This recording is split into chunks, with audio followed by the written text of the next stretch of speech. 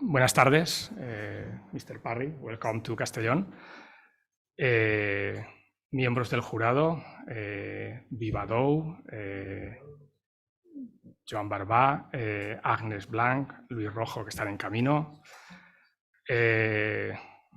Eva y Clara, amigas y organizadoras de estos premios. Es para nosotros un placer estar otra vez aquí en este salón de actos para acoger al presidente de esta nueva edición de los premios Cerámica y Arquitectura de Aster para que imparta la conferencia en este salón de actos y podamos disfrutar todos de este evento, ¿no? Nada más, por mi parte doy la palabra a Eva, que nos va a dirigir unas palabras, y luego haré la presentación del conferenciante. Muchas gracias, Ángel. Gracias, la verdad es que es un gusto estar un año más aquí. Me imagino que conectados habrá gente y también caras conocidas como las que he visto por aquí. Y para nosotros es una satisfacción un año más poder organizar los premios y estar aquí en este salón de actos para celebrar la ya tradicional conferencia que da como el pistoletazo de salida para la celebración del jurado de los premios. Y ya vamos por 21 ediciones, que no es poco. Y este año además los premios se celebran en un entorno, la verdad, poco favorable para la industria y en el que estamos inmersos en muchos problemas, y para nosotros es todo un soplo de aire fresco estos días poder compartir un rato viendo arquitectura, viendo diseño, viendo interiorismo y olvidarnos un poco de todos estos problemas en los que estamos atravesando. Así que esperamos que estos días pues, nos sirvan un poco para evadirnos. Me gustaría dar formalmente la bienvenida a los miembros del jurado, a Eric, el presidente, Viva, a Agnés y a Luis y a José Juan, que están viniendo ahora en estos momentos, y bueno, y a Ángel, que ya lo conocéis, anfitrión hoy de esta conferencia, presidente del jurado y director, presidente del colegio, perdona, del jurado es Eric, y director de nuestra aula en la Escuela de Arquitectura en Castellón. Y nada más, espero que tengamos una agradable conferencia y una mejor velada. Y que mañana sea un día productivo, que hay trabajo, hay trabajo. Gracias. Gracias, Eva. Mr. Parry, let me to introduce your lecture in Spanish. Permítanme una breve introducción sobre la relevancia del acto que nos ocupa. Algunas de las caras ya son conocidas, por lo tanto ya sois conocedores, pero hay caras nuevas que yo creo que merecen una explicación de este acto, ¿no? Con esta conferencia, los arquitectos de Castellón tenemos el placer de rendir homenaje y disfrutar de las palabras y los proyectos del presidente del jurado de estos premios de Cerámica y Arquitectura de Aster.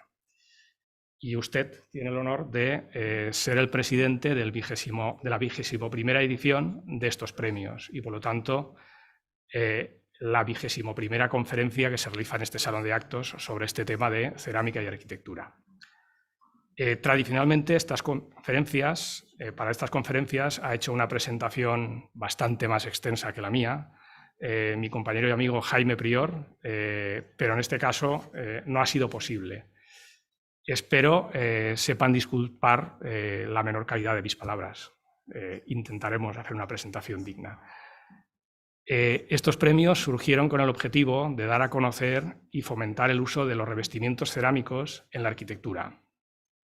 Objetivo que tras 20 años ha sido sobradamente logrado, pero que desde nuestro colectivo deseamos que se dé continuidad, pues entendemos que es uno de los grandes altavoces para la utilización de la cerámica en arquitectura, y así lo han demostrado estos 20 años. Por esta humilde sala han pasado los presidentes de las diferentes convocatorias de estos premios, entre los que contamos con arquitectos de gran prestigio, varios premios nacionales de arquitectura, premios Mies van der Rohe y otros méritos destacables. En este caso tenemos el placer de acoger a Eric Parry. Eric Parry es un arquitecto, diseñador, escritor y profesor británico, nacido el 24 de marzo de 1952, apenas un mes después de la coronación de Isabel II. Eric nació en Kuwait, donde su padre fue director médico del Servicio de Salud de Kuwait hasta 1962, y tal como él dice, guarda entre sus recuerdos de infancia la vida nómada de las tribus beduinas. Posteriormente se traslada a Inglaterra, donde recibe la formación académica y en 1970 inicia su trayectoria en el mundo de la arquitectura, iniciando sus estudios de arquitectura, planeamiento y paisaje en la Universidad de Newcastle. Posteriormente realiza un máster de artes en el Royal College of Arts y completa su formación en arquitectura en la Architectural Association School of Architecture, donde obtiene el diploma en 1980. Entre 1983 y 1997 imparte clases en el Departamento de Arquitectura de Cambridge, donde recibió una maestría honorífica en artes. Y en 2006 fue elegido como miembro de la Real Academia de Artes, uno de los más altos galardones para un arquitecto o artista en el ejercicio de la profesión en Reino Unido. Y en 2012 recibió el título de doctor honoris causa en artes por la Universidad de Bath.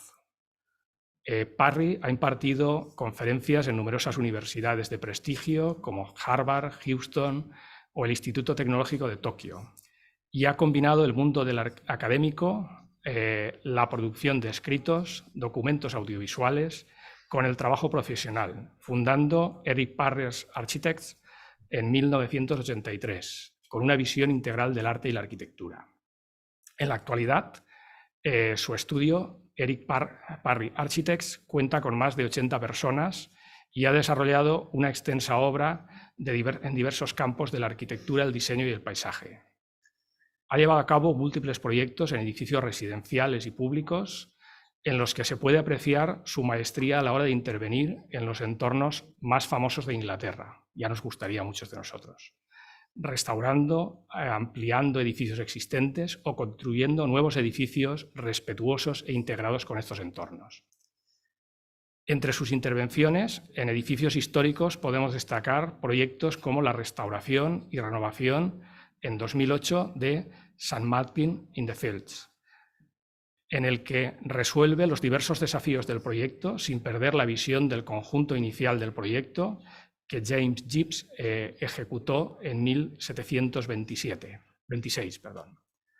A la restauración o renovación de John's Church in Waterloo, en la que plantea la intervención respetando la identidad del edificio, pero aproximándolo al objetivo de 2030 de consumo energético casi nulo. Entre sus intervenciones en edificios nuevos y entornos históricos cabe resaltar la maestría en la elaboración de la arquitectura grandiosa que convive con edificios existentes y conforma nuevos iconos de la ciudad, como es el caso de Salisbury Squash Development, que tuvo luz verde para su ejecución apenas el año pasado. O el proyecto 50 Fenchurch Street o One Undersat. Sobre el tema que nos ocupa, la cerámica, también está presente en su obra. Destaca la renovación y ampliación del Museo de Holborn, donde se enfrenta a la ampliación de un edificio catalogado, situado en Bath, dentro de una zona protegida rodeada de elementos vegetales, y lo resuelve con una composición de vidrio y cerámica vidriada, con lamas verticales hechas a mano. Este nuevo volumen se integra en el entorno rodeado de árboles gracias a un vidriado verde y a un interesante juego de sombras y reflejos de las lamas y los vidrios. Sin duda, un interesante referente de la utilización de la cerámica en la arquitectura.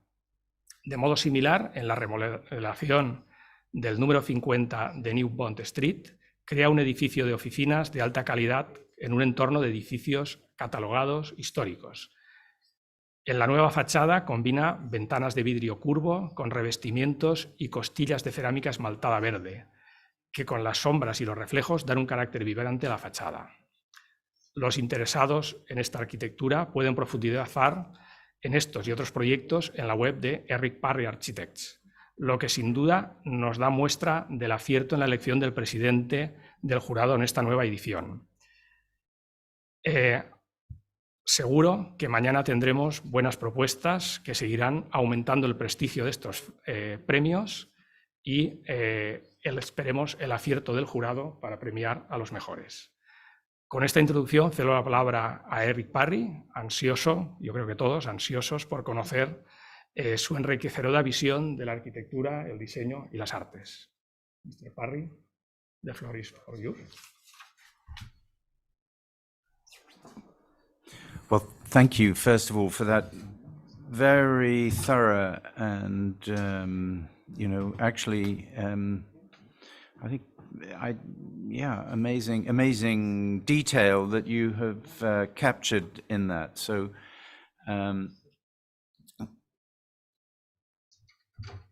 what I would say is that I'm going to, it would be nice to perhaps be looking at some of the projects in a lot of detail, but actually I am going to use this opportunity to concentrate on the work I have done with my colleagues around ceramics. I think that where I should begin is the idea that struck me many years ago when I was teaching at Cambridge University of trying to create a bridge between the idea of history and technology.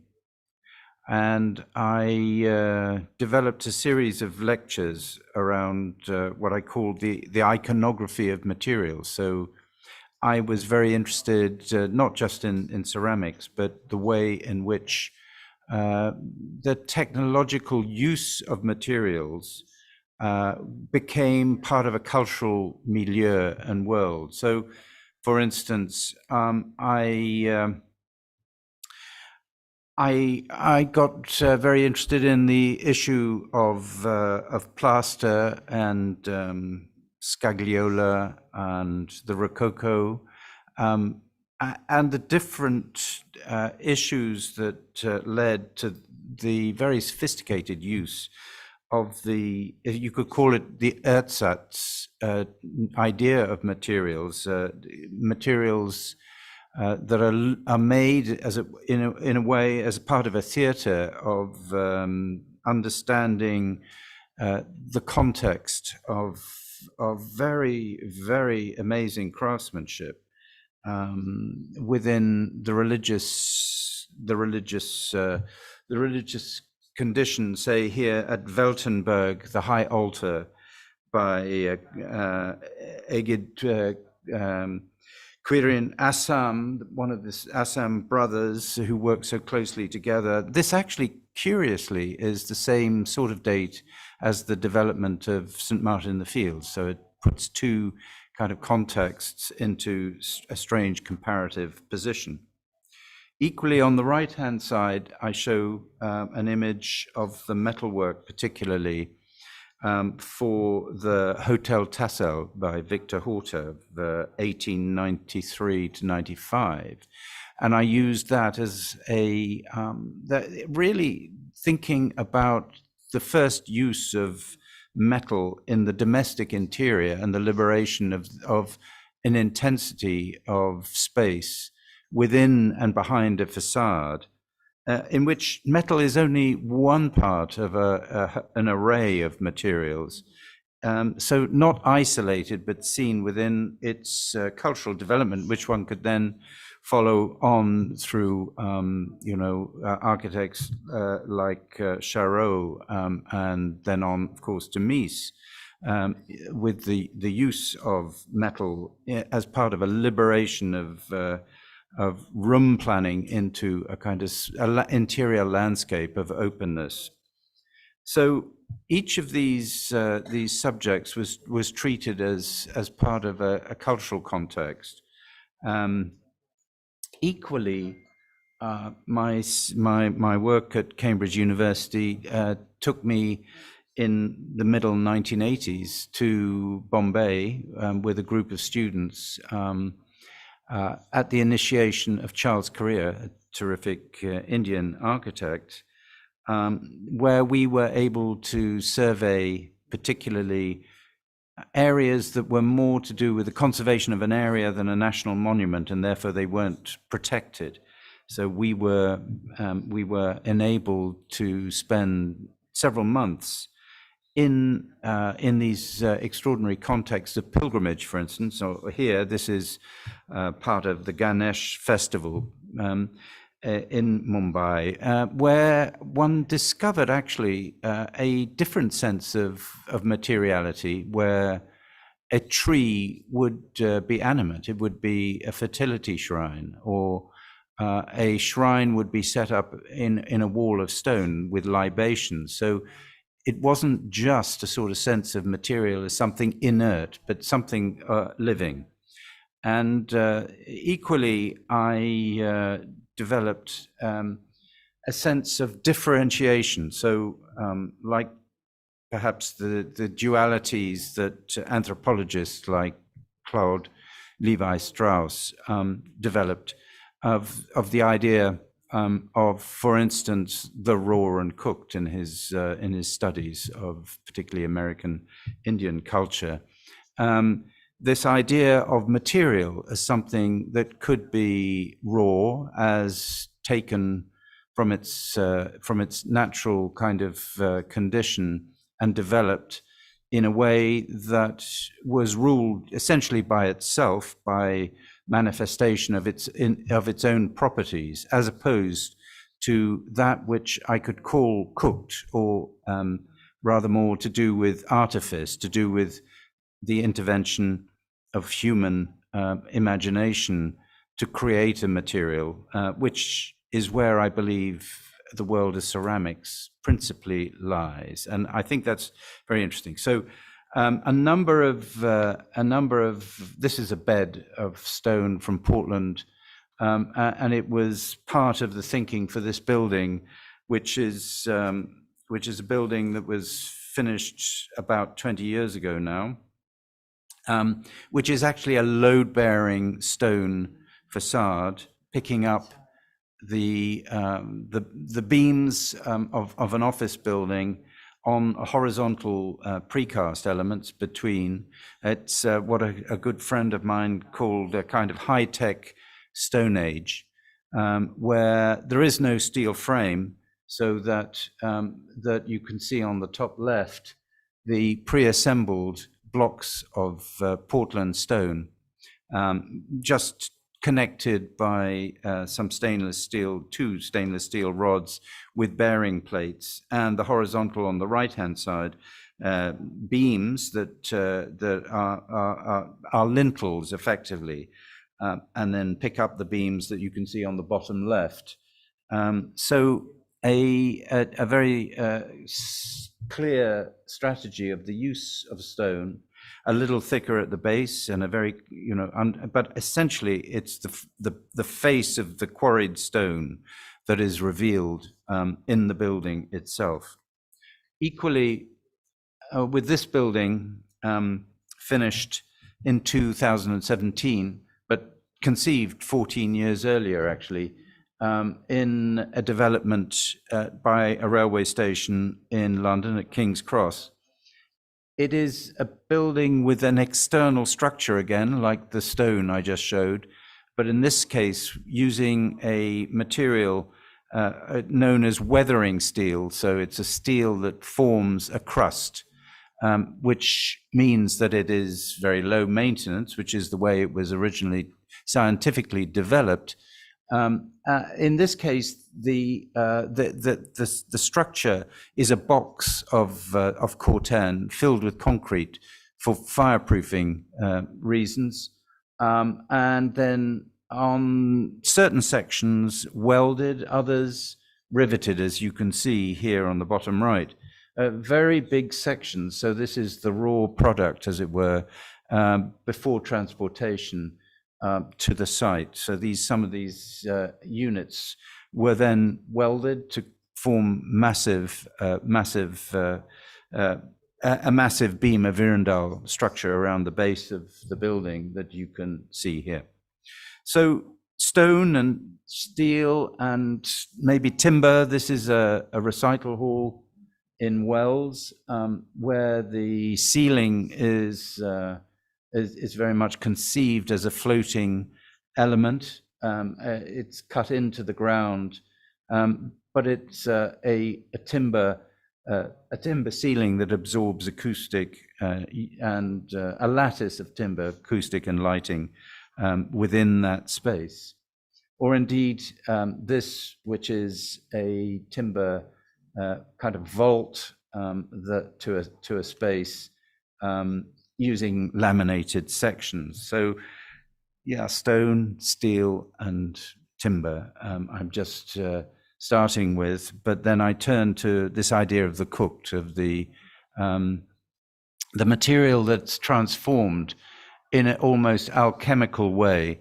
This is the project that was mentioned in New Bond Street. It's part of and again, I apologize for not going through more of the project, but for me, this was using a cast ceramic element, and the interest of the cast ceramic is I think the battery's worn on that, but is in the inflection. So it is the point at which the finial between the bay windows twists, and the twist being cast is not a joint, it's part of the piece. And that question is an important one in terms of, I think, the difference between certain aspects of making work in ceramic. I will come back to this finish in greater detail because it's one I used twice. The first time, as noted, was in the project in Bath, and I would just show the avenue, which is an artificial causeway in Bath that runs up to this lozenge-shaped garden with a small building at the front, and that garden outline is actually the only surviving garden, a pleasure garden from the 18th century. So this is something you went to, moving from the classical street through a building into a garden, which one has to think of as being a place, a very interesting egalitarian place. In a sense, you paid your ticket to go in, and then an alternative world presented itself to you. And it's a culturally very interesting setting, moving between the formality of the city to the garden. So this was a question of this building that had been the entryway into the pleasure garden, had been transformed in the earlier part of the 20th century. In 1916, into a museum to house a collection of a grand tour man. It took 2 years with building a remarkable collection from various European countries, and indeed from the UK, known as William Holborn, and it was his collection that was housed in the building. But the building had turned its back on the garden, and the question was how to create an extension to hold this collection, but also to liberate the museum to have further exhibitions and to rethink what had become a rather dusty collection. So it was a forlorn, forgotten part of the city of Bath. The question then of how you add to a Grade 1 listed building was one that was hotly debated. It was a very difficult process to get the permission for this extension. This is all what we call in England listed. It's a listed Grade 1 listed building. That means that everything in it is effectively sacrosanct. And my idea was to, this is one of the very early sketches, was because everyone was saying, well, if you're in Bath, you should be building in Bath stone. And I felt that was not right as the extension. there was a clear mandate from the director that the levels had to work horizontally through the building. And essentially, this drawing encapsulates for me the difference between, if you like, the raw in terms of the stone, which works in terms of gravity from the base, which tends to be rusticated or have an earthboundness to it, up through the portico and then onto the top, where ultimately you find urns and things that are to do with the mediation between the building and the sky. So there's a very clear strategy of working vertically. For me, the extension then was the inverse of that, that I had a blank set of walls at the upper level for exhibition, top-lit exhibition space. And therefore, I developed an idea of using ceramic, which it seems to me, one thing I could not consider doing very easily would be is to as it were, float stone. Stone for me is a material that requires gravity, requires a sense of being like the building I showed you, a load bearing, expressing its own qualities and structural capacities. Ceramic is very, very different. Ceramic is something that has a lightness potentially. It can have a huge gravity, but essentially, for me, to work in the three levels between the glass and glass of the ground floor, the ceramic behind the glass of the first floor, and a mezzanine, and then the pure ceramic on the upper floor, made a lot of sense. And also because of this transformation, almost like a Janus-headed building between that which faced the classical city of Bath, that which formerly faced the pleasure garden. So this was the initial study of that idea, with a garden room at the base of the building, rising through. And what I did not want to do was to exhibit a grid. A grid to me is rather tyrannical. So I'll show you something of pixelation and tile work where one loses the grid. But my vertical finials were about removing, and you can see there's a asymmetry to these. It's irregular vertical spacing intentionally, so that the horizontal lines run through consistently in terms of their levels, but the vertical and the nature of the idea of grid is suppressed. Like the New Bond Street example, this was a process that involved casting. So using slip-formed elements that are hand finished before firing, and this was the early stages of these finials. You can see how they then cover the joint of the tiles between, which overlap, as you saw in that image of working. So the scaling of these cast materials are very important in terms of firing, of course. This is the sort of scale that the firm Shores of Darwin were comfortable making, but you can see it's a thick-walled casting that then is assembled in elements where the length of the vertical is longer than the horizontal wall panels.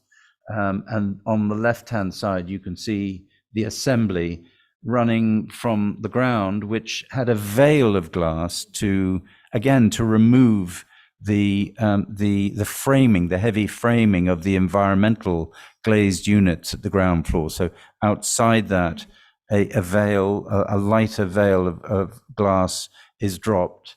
And then to the grid, the only place that the grid is showing is behind the glass on the first floor. You can see here with the mezzanine, and then standing aside at the top, the ceramic. So this is the section. I won't go into detail the project. There's much else to describe, but you can see this is the collection as a kernel to the building of the Holborn collection, and this is the building externally. The attributes that I tried to describe were very much also to do with the glaze. The glaze is a two-layered glaze, single-fired.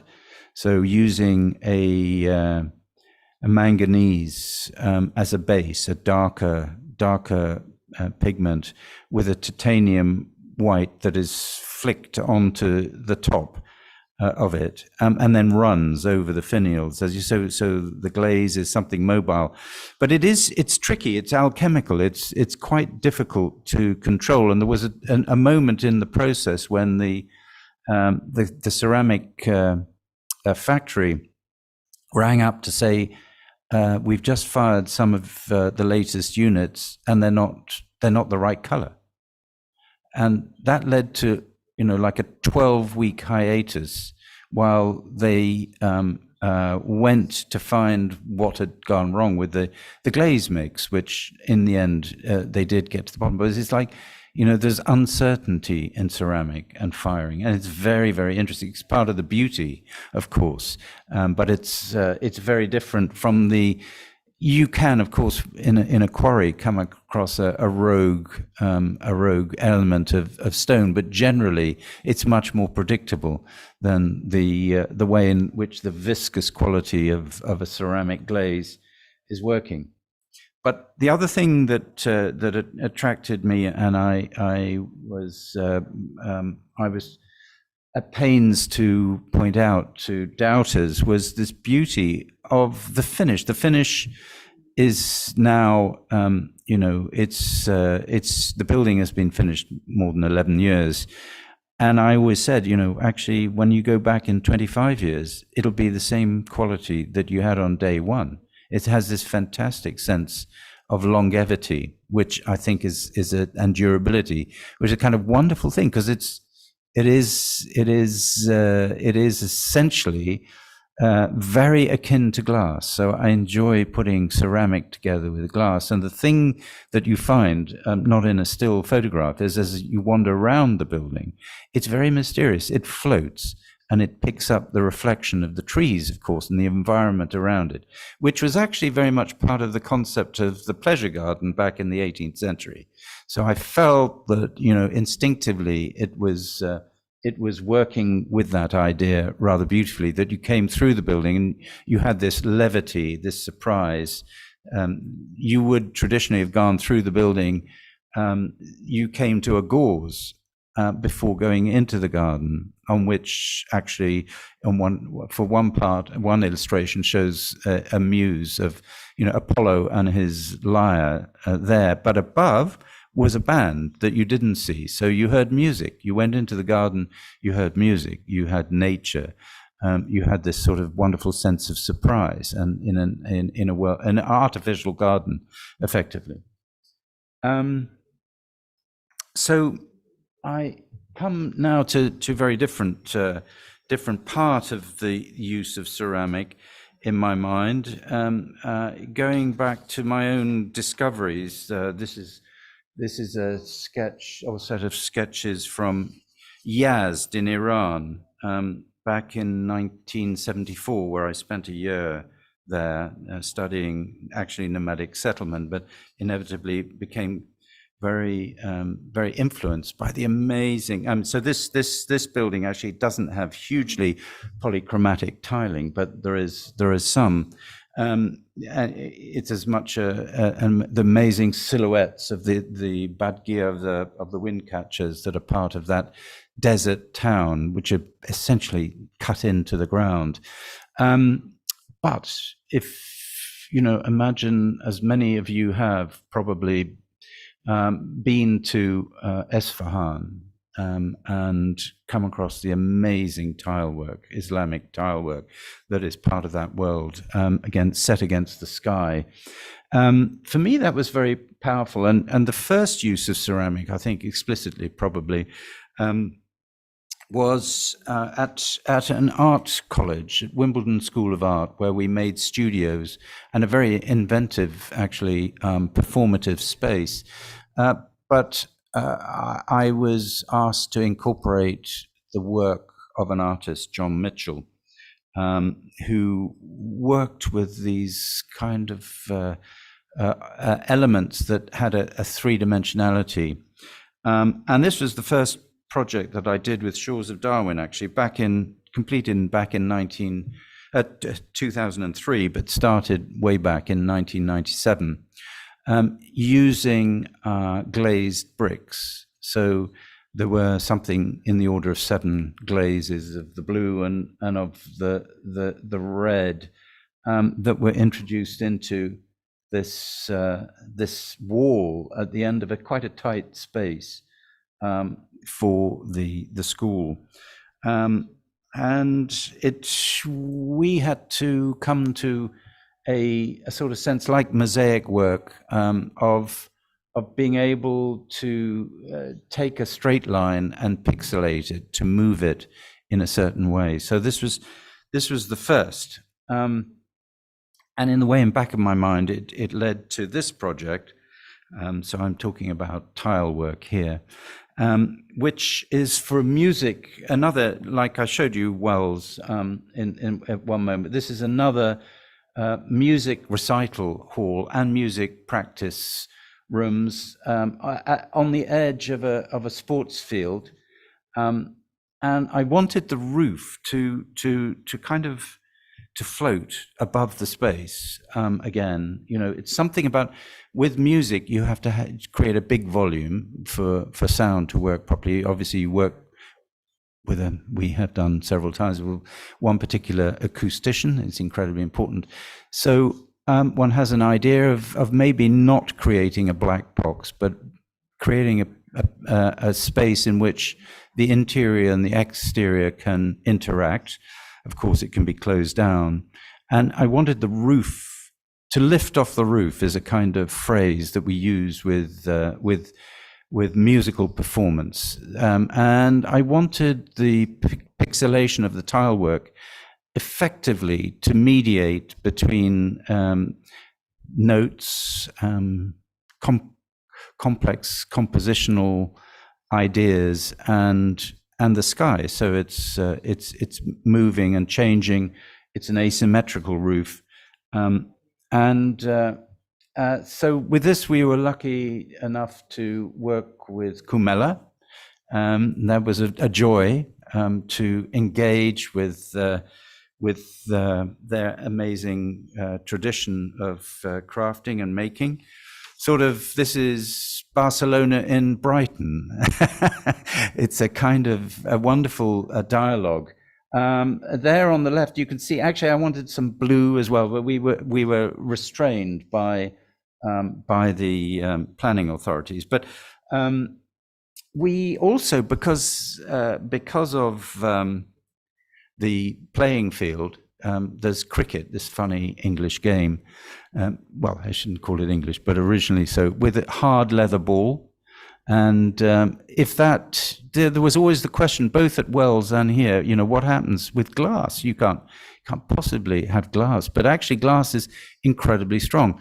Well, obviously ceramic tiles are incredibly strong, but they can pop off. So we had to work and prototype a way of fixing these onto a background, which is what we were working out there. And obviously the radius at the top it becomes very important to a couple of projects I'll show, is a way of allowing the flat tile to take up a curve. So you can see here, it's backed onto a glass reinforced concrete, or its surface is the tile, and that allows these elements to take their place on the roof. We did think about using heavier precast, but in the end, it worked that way. And the inside is totally the opposite. That is to say, it's a seamless plaster soffit that has its own complexities, which is not for this this lecture, but it is that sort of sense of night and day, and the canopy with its pixelation that allows both the softness of the form and the idea of externally, because there is a lot of tile work on those arts and crafts buildings in the background, not variegated. I mean, one thinks back to all the potential of wonderful medieval roofs. I think of the Hotel de Dieu in Beaune or something like that, you know, with the Roger van der Weyden Last Judgment in the internal space, but externally these amazingly intricate and beautiful shapes of tiles in their polychrome form on important buildings in an urban setting. Yeah, so I come to another area of thinking about the use of ceramic, and that is to do with extrusion. So extrusion of clay through a molding, so a die that is obviously has to be resistant to huge pressures. So a metal die, and I'm sure everyone has their own kind of calibration, but the size of die is limited to about 200 millimeters. It can be wide, it can extrude along lengths, as opposed to those cast elements. And this is a commercial building. This is the back face, actually, and I don't have the finished photographs particularly well covered. I just go back to this, you know, innocence of this first competition sketch, where I'm thinking about it's a big building. It's next to some very beautiful, interesting, very interesting civic buildings, which it has to negotiate. So the idea of these curves was, for me, an important part of that. So how do you make a curved building, and how do you deceive the eye? It's not like the cast knee of the finials on New Bond Street. So that this is a building that's entirely made up of flat units that are at 1.5 meter centers, like a ribbon. At the ground, the first thing is the precast. You do have the capacity to make in large curved sections. So this dark precast, some of the precast pieces are very long, but it essentially establishes around about 4 radii. You can see there's a very slow radius on the street, then it comes to the bull nose and it reverses around the building. There is a ceramic sill to weather the precast and a ceramic element at the top, and then these finials that are made of 3 pieces to give them enough substance. So this is working with a very good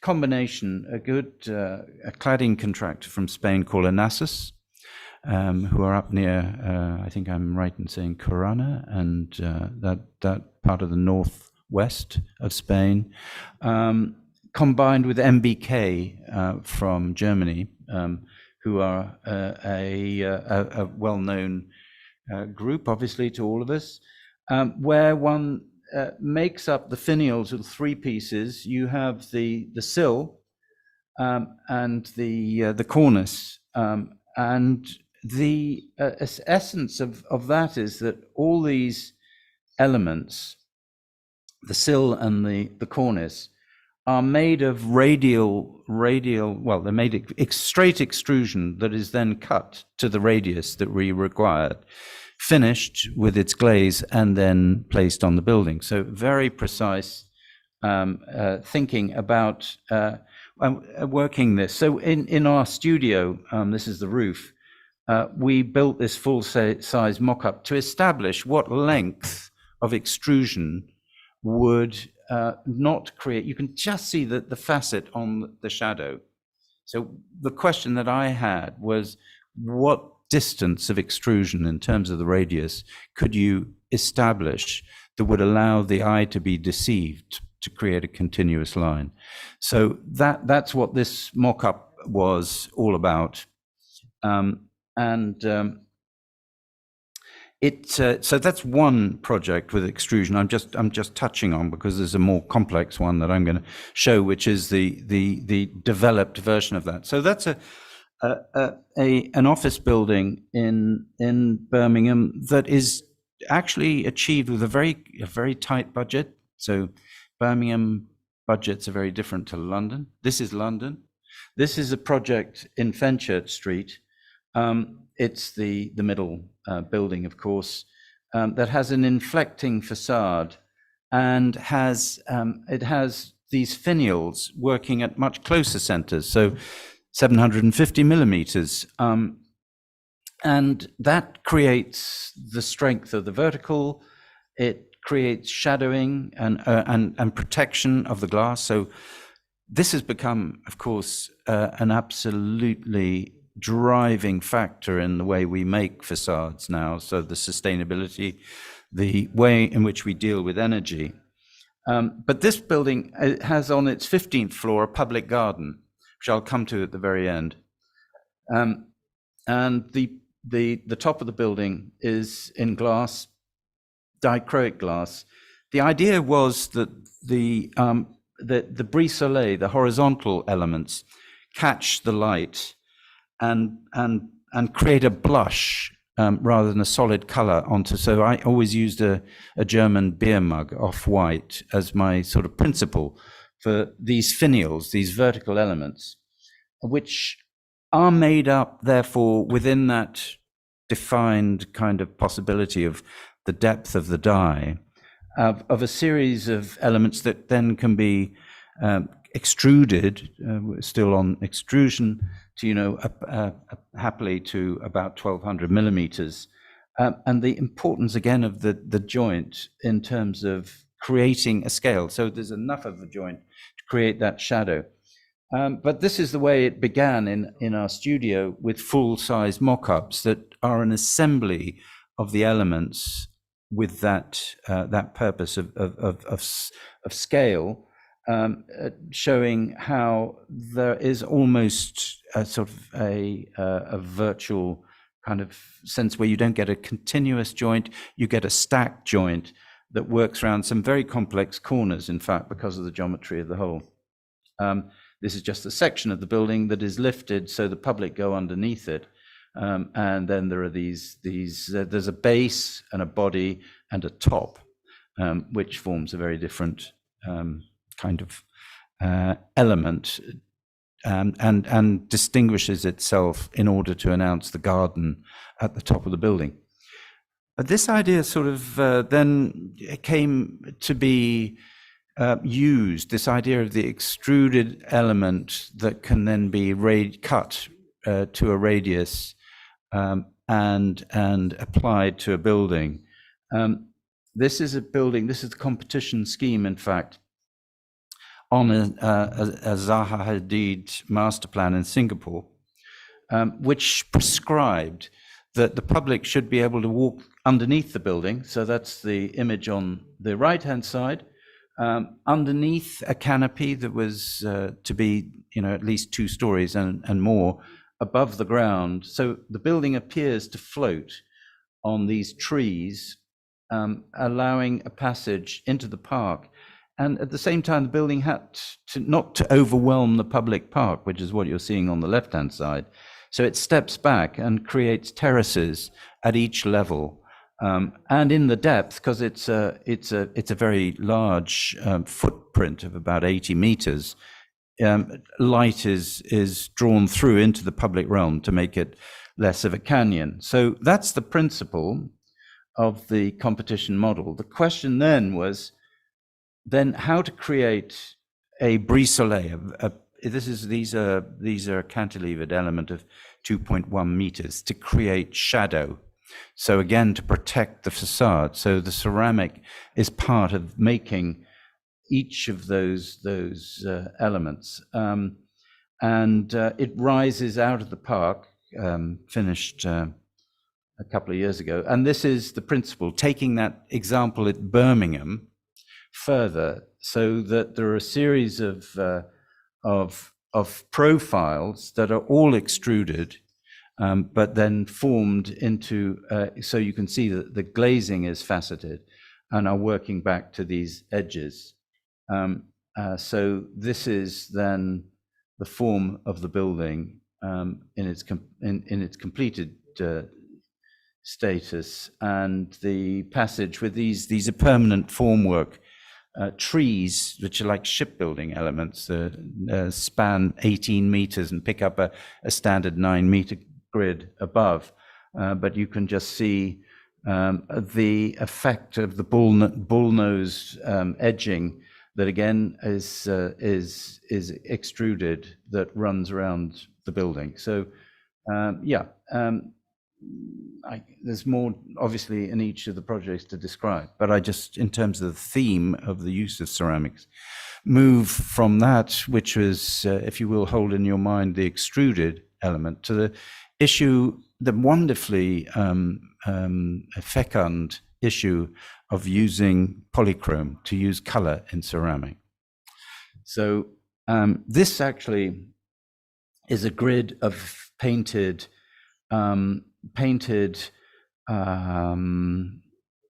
sample boards by the artist Richard Deacon, with whom we worked on this project, which was a project in my mind always to celebrate the idea of polychromy, but how you create permanence. You can use, which we have done, vitreous enamel, something that is vitrified onto metal, that works to maintain the pigment, the color. Or here we work through a very nice process, and sometimes one is asked about the longevity of ceramics, and obviously one comes back to precedents like the Ishtar Gate from Babylon.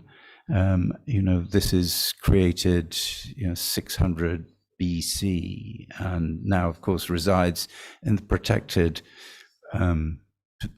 context of a museum in Berlin. But the raised brickwork, the molded forms, and the glazing, this incredible kind of almost Prussian blue is amazing in terms of its scale. Of course, this is like 12 meters high, so it's given its length of life and its amazing preservation is as good a good example as you could imagine. Actually, we did a lecture together, Richard Deacon and I, about our experience of working together, and we called it 1 in 3, because we did 3 projects together, only one got built. This was the first, which was to, I was really keen to get on the Finsbury Square building, the solid stone building, an element, and I asked Richard what he might do, and he came up with his most beautiful idea.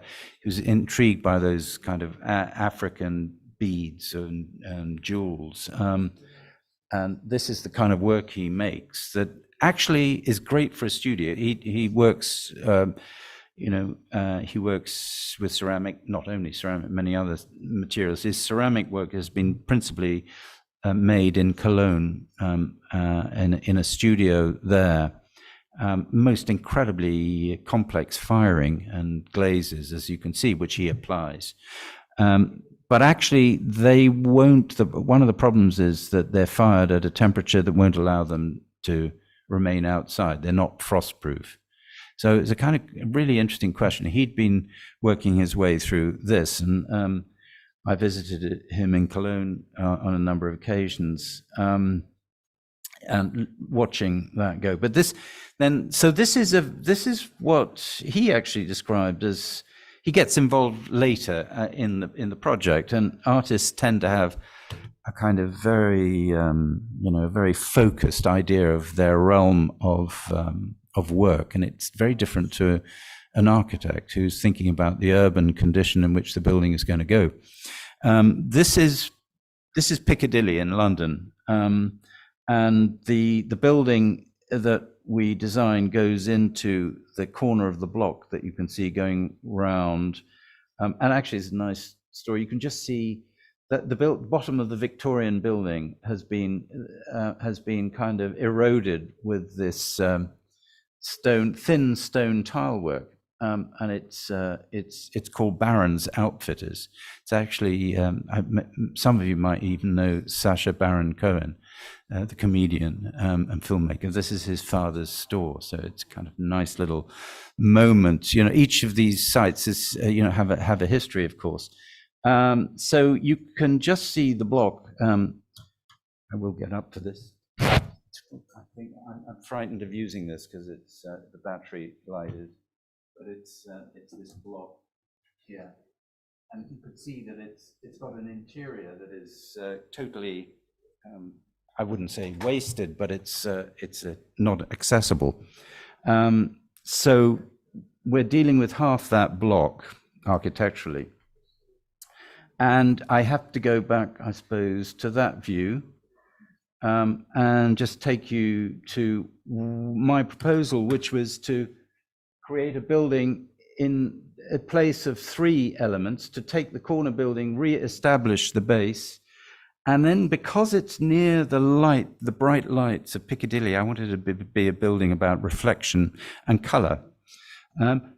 So you can see there's even an intention of a cornice in the little drawing that has color on it, and there's a sort of color in these double height cheeks, which are playing with the architectural order of the architects of the early 20th century in the 20s, of trying to create a kind of boulevard in London. That was what was going on. Long story.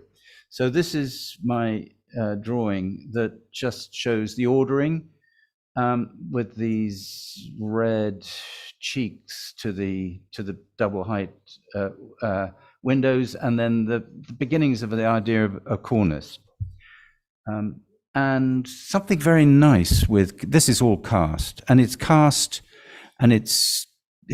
ceramic that is laid in lime mortar. It's not a rain screen. I'm not a fan of rain screens, I have to say.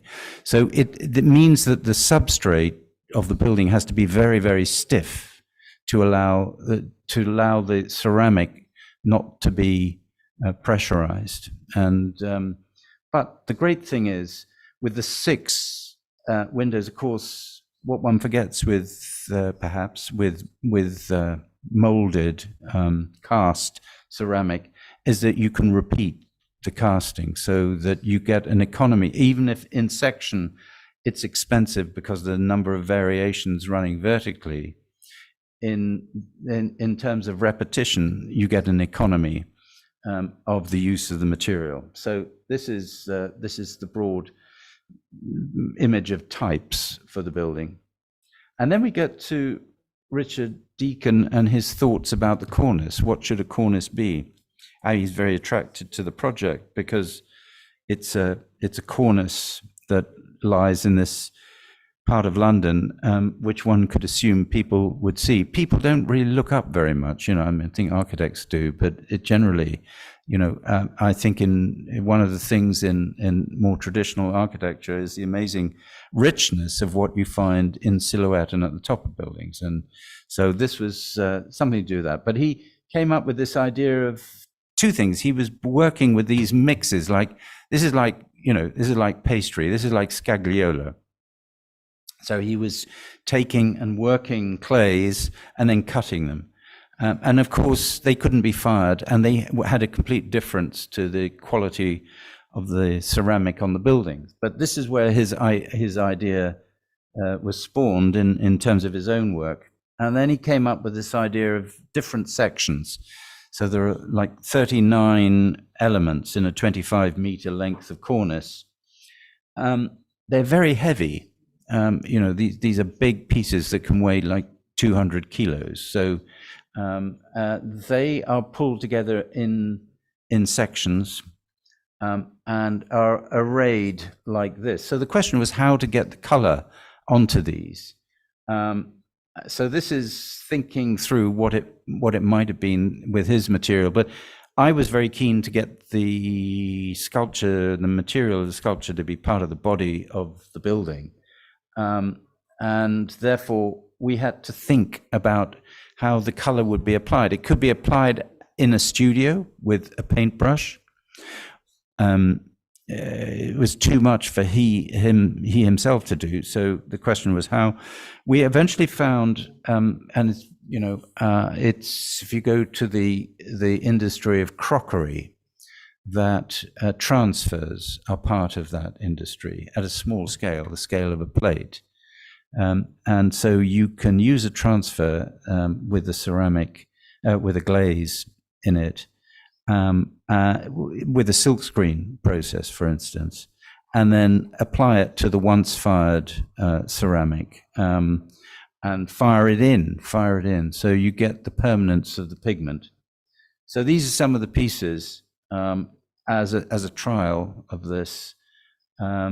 You can see a nice debate about whether the color should go round. Because it's a transfer, he felt not, and I think that was, so you get these white flashes of the next section.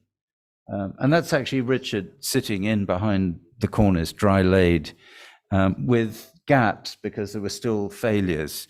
And we had to coordinate the kilns the kilns in which his painting had been transferred to a certain heat onto ceramic, and with the kilns in the Shores of Darwin factory.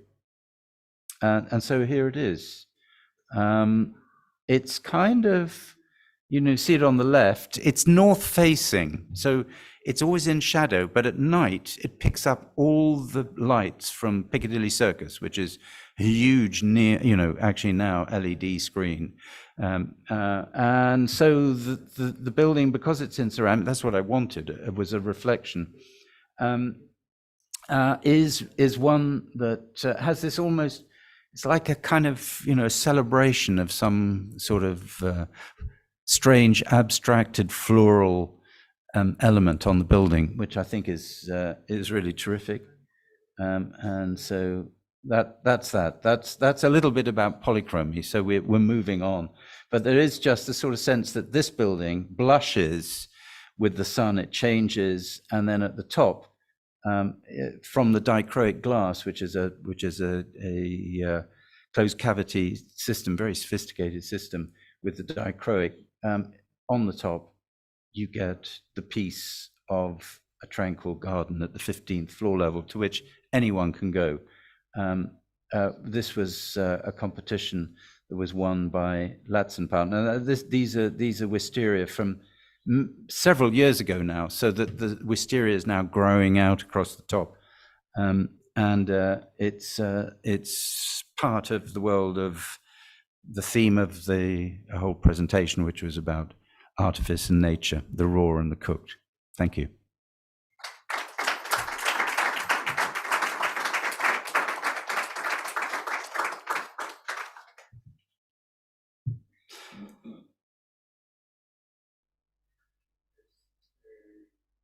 Muchas gracias por tu presentación.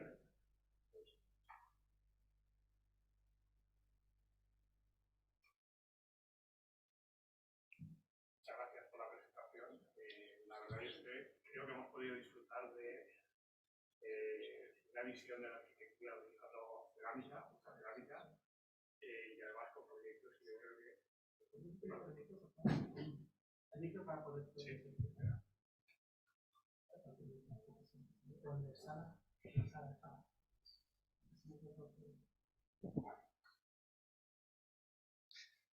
Sí, estaba diciendo que muchas gracias por la conferencia. Yo creo que ha sido muy interesante la visión del uso de la cerámica en arquitectura en grandes proyectos y además la integración de esa cerámica de una forma, diría que atrevida y con unos resultados muy correctos en entornos históricos y complejos, ¿no? En este último ejemplo, por ejemplo, yo creo que tiene mucho mérito el dar esa solución, diríamos, novedosa, vanguardista, utilizando cerámica y nuevos materiales en un entorno, diríamos, histórico, clásico y demás. En ese sentido yo creo que es una apuesta muy interesante, ¿vale?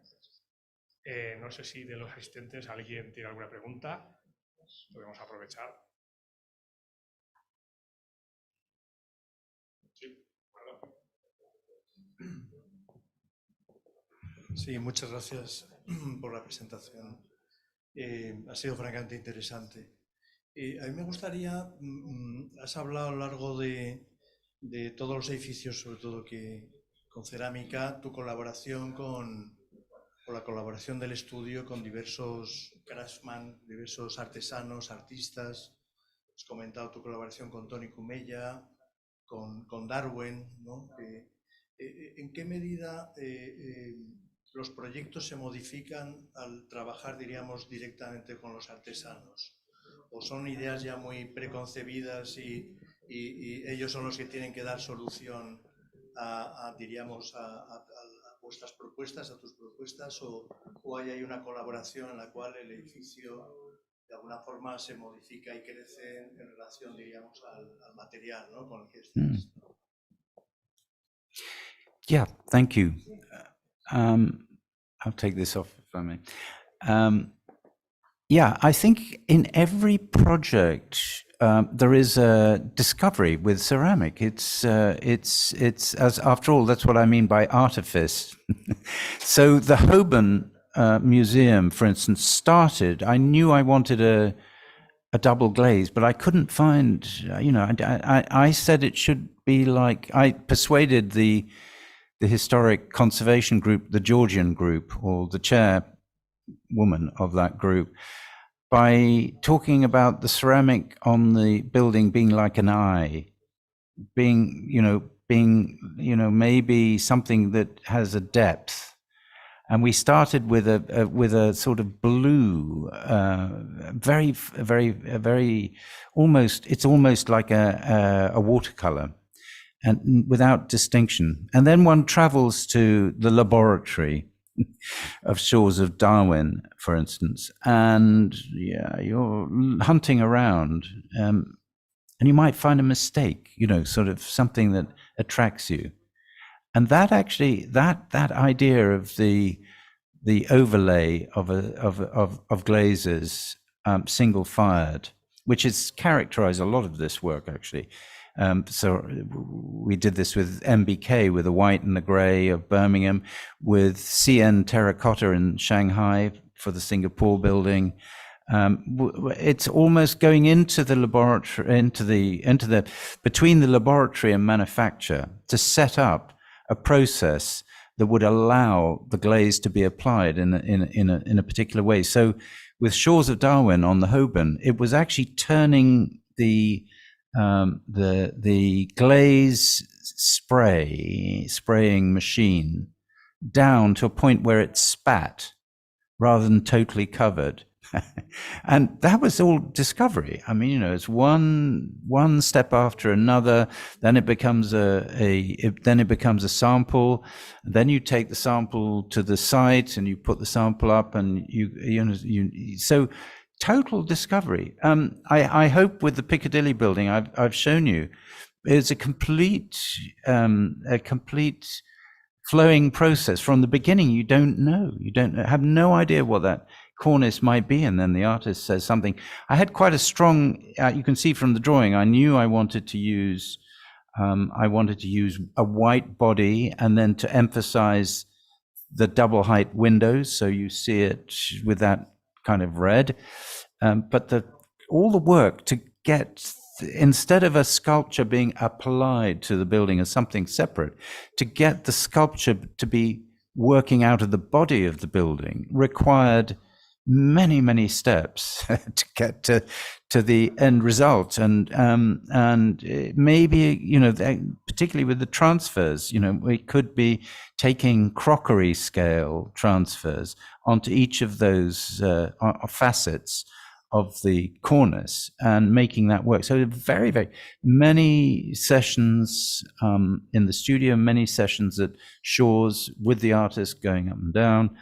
And always a sort of sense of not knowing whether it's going to until you get the mock-up, and the drama of that, you don't know it's going to work. So as when we finished that building, to unveil Richard Deacon's cornice, we hired a open top double decker bus and drove it down. There was a gauze, like a veil over this, and he was just wearing his son's surfing cap, which just said "No fear." So to answer your question, I think the whole point of the idea of artifice is one that can always go wrong, which is my point, and it has to be a dialogue and a trajectory. And of course, once you've done it once, it becomes the Birmingham. I couldn't have done the Singapore building without the Birmingham building, and so it's one step after another, but always working with industry and crafting.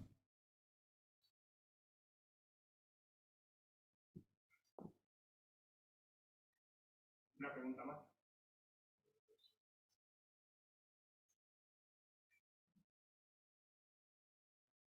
Acabamos aquí.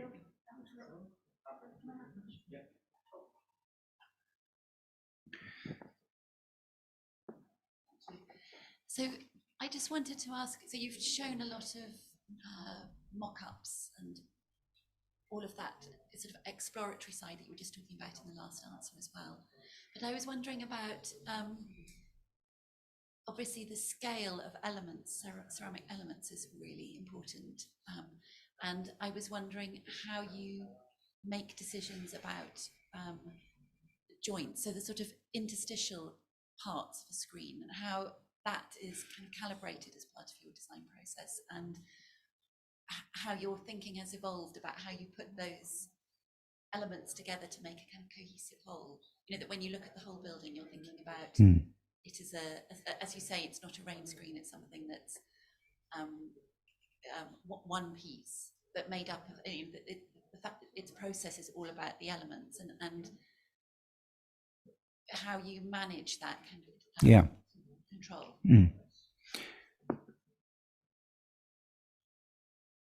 Yeah, so probably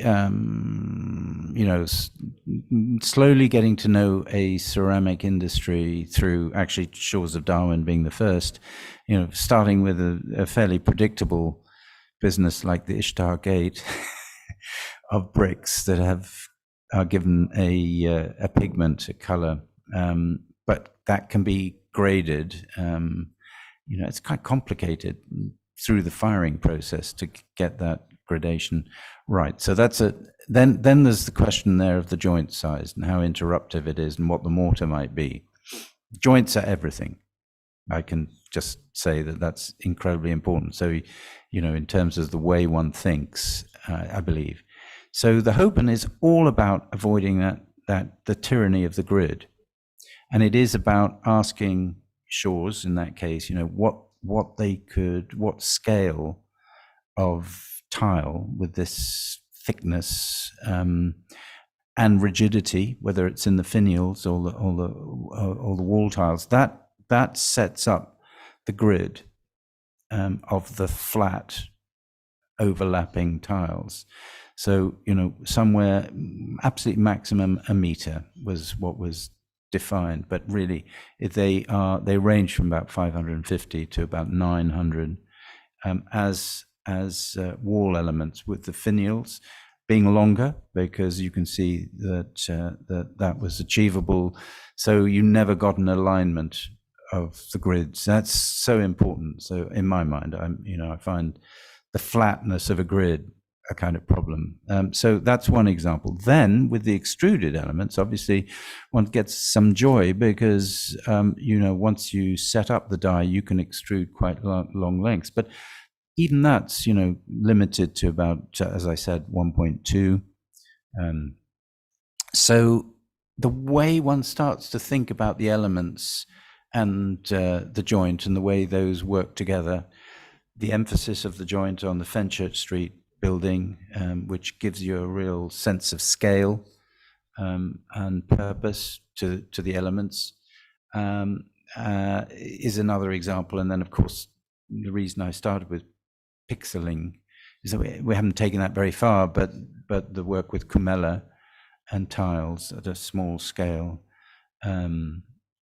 where the joint is subsumed within the predetermined size of the larger elements, and is hidden, really, becomes more like a textile and something of a different scaling. So I'm reiterating things I've said, I think, but just to say that the scale of the elements and obviously everything else about their surface characteristic is absolutely fundamental, it seems to me, once one gets into the thinking about the architecture.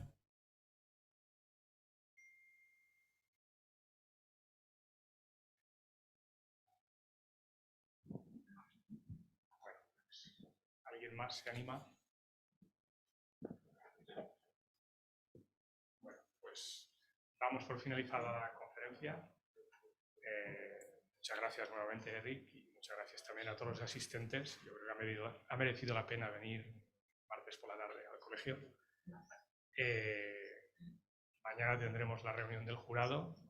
En la página web saldrán publicados los resultados. Esperemos que salgan proyectos muy interesantes. Muy bien, pues muchas gracias a todos.